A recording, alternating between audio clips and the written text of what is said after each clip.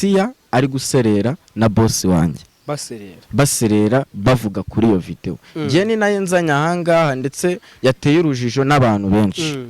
Bari ngiyi Bibiliya ndo umupasteri sinigeze mpuza Asiya n'uriya mugabo, sinigeze mpuza Asiya n'uriya mugabo, sinzi nuko bakundanye, sinzi n'igihe bamaze gukundanira, cyokora nabimenye byabaye.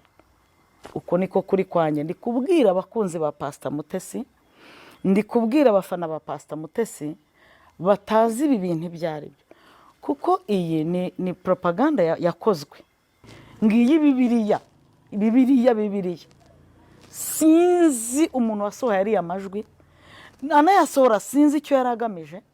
Ndashaka kubabwira ko ngiye gusezera YouTube, ngiye gusezera YouTube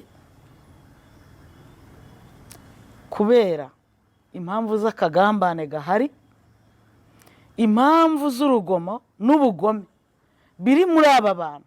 Ndayisezeye. Izi message nazisoma, ariko namara kuzisoma mumenye ko isaha n'isaha uyu muntu ashobora kunyica nkuko yabimbwiye, ariko wenda n'ibicyo yamuhoraga uko ndi kuri YouTube nimpava wenda ntabazaba kinyishe nkuko yabimbwiye ngo ahantu ashaka kuzanshyira.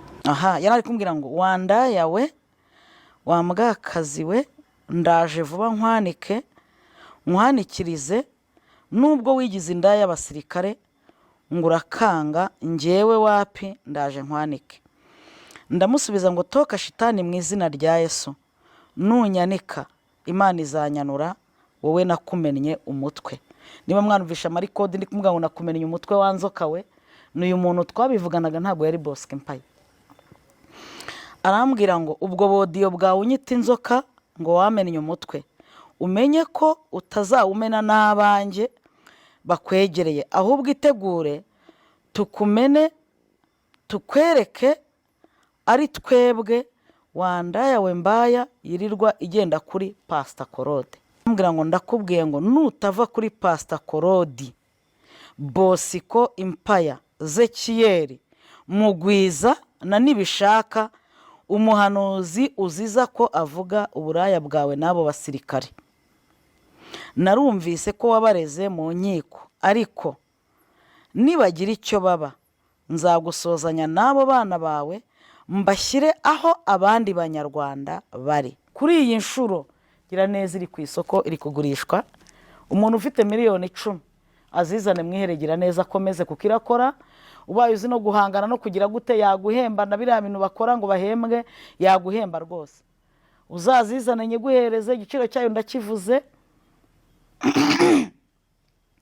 miliyoni 10, uzazizane mwihere Giraneza uyijyane rwose.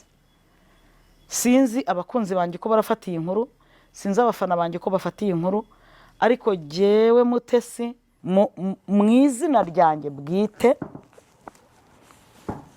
ndapfukamye imbere ya Giraneza, mu izina ryanjye bwite, mu izina rya Giraneza sabye imbabazi umuntu wese, yaba ikiganiro cyakorewe kuri Giraneza ntarimo kikakubabaza umbabarire, yaba ibiganiro nakoze kuri Giraneza bikagucumuza bikakubabaza umbabarire, yaba icyo navuze ntagombaga kuvuga umbabarire. Ndasezeye, ndagiye. Ibintu mbonye banyarwanda birimo akagambane, birimo kwicwa, ko umuntu yakubwira akazakwica, birimo guhimbirwa ikinyoma mbonye kingana gutya, ejo umuntu yakora n'ikindi. Ndayisezeye. Abo twabanaga kuri iyi mihanda mwavugaga Pastor Mutesi, mwavuga abamuvugaga neza, abamuvugaga nabi, ndabasezeye. Bari guserera bapfa iyo video. Asiya abwira boss ati se iyi video uri kuyifatira iki? Wansabye kugukandira amaguru nayagukandiye.